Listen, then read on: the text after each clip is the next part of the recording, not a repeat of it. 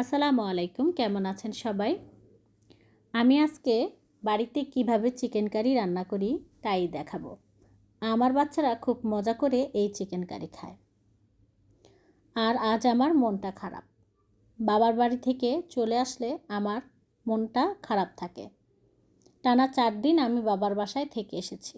মা অসুস্থ ছিল, তাই তাদের বেশি বেশি মনে পড়ছে।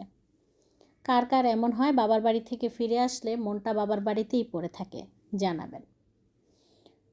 চিন্তা করছি বাবা মা সেই ছোটোকাল থেকেই সন্তানকে কত আদর যত্নে বড় করে, কোনোরূপ স্বার্থ ছাড়া।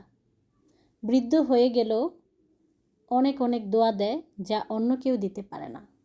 তাই বাবা মা থাকতেই তাদের মূল্য দিতে হবে, তাদের যত্ন করতে হবে, সকল ব্যস্ততার মাঝেও তাদেরকে সময় দিতে হবে। তাদের যে এই বয়সে ছোট ছোট চাওয়া পাওয়া আমাদেরকেই পূরণ করতে হবে। আর এইদিকে আমার হয়ে গেল চিকেন কারিটা